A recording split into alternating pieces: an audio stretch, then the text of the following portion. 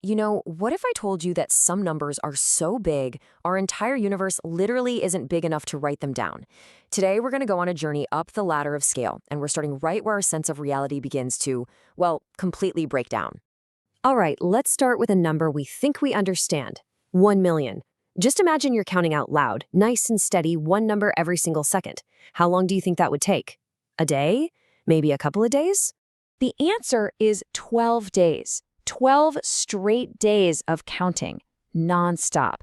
See, already a number we thought was familiar is turning out to be a much, much bigger deal than we probably imagined.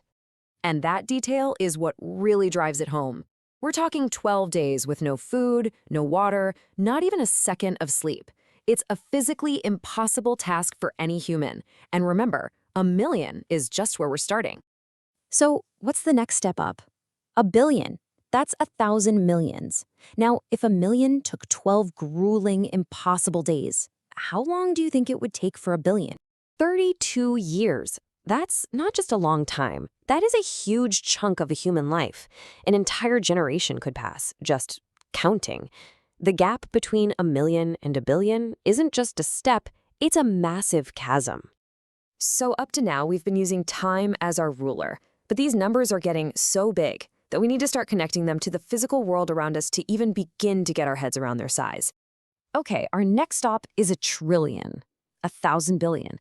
At this point, just counting in years and decades starts to feel, well, meaningless. We need a totally new way to picture these numbers, to give them some kind of shape. And this is where your whole perspective has to shift. Imagine you're stacking $1 coins, one on top of the other. A stack of 1 trillion of them wouldn't just reach the moon. It would go all the way there, come all the way back, and then do that whole trip again. This right here is a fundamental change in how we have to think. We've gone from counting seconds and years to measuring the cosmos.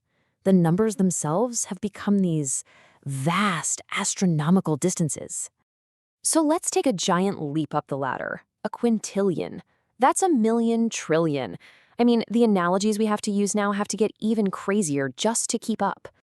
I want you to picture standing on a beach, right? You look down at the sand under your feet.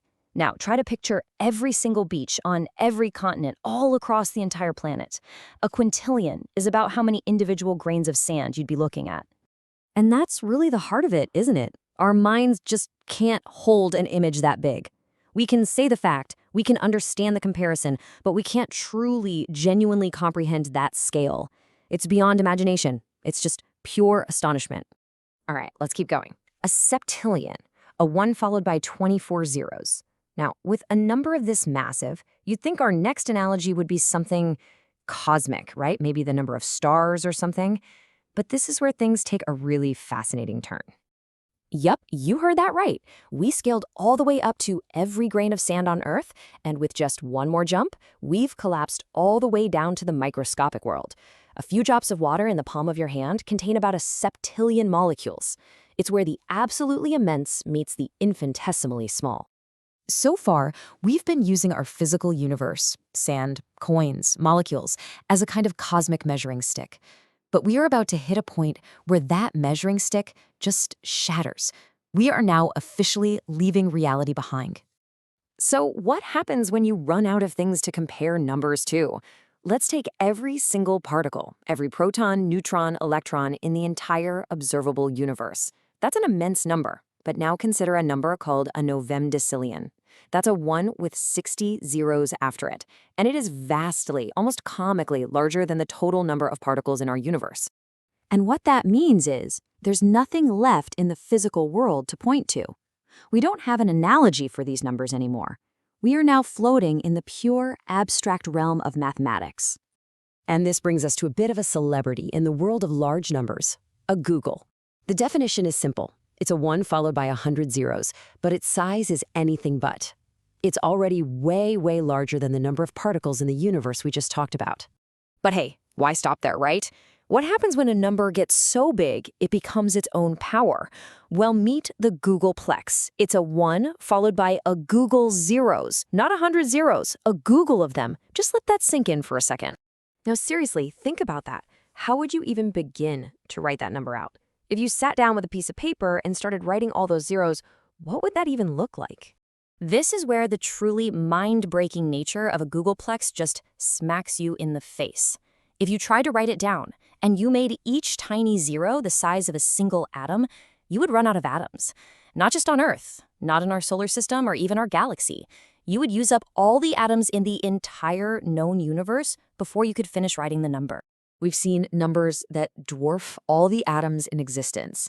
But there is another level. There's a final number for our journey today that's so enormous, it breaks the very idea of writing numbers down. Welcome to the summit. This is a number called Graham's number. It actually came out of a super complex field of math called Ramsey theory, which is all about finding order inside of chaos. See, this number isn't just big for the sake of being big. It was calculated as a necessary upper limit to solve a real mathematical problem. It's so unbelievably vast that even trying to write it down using powers and exponents is completely futile.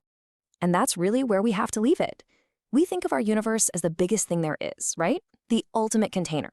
But the abstract world of ideas, of pure mathematics, it contains concepts and scales that make our entire physical cosmos look tiny by comparison.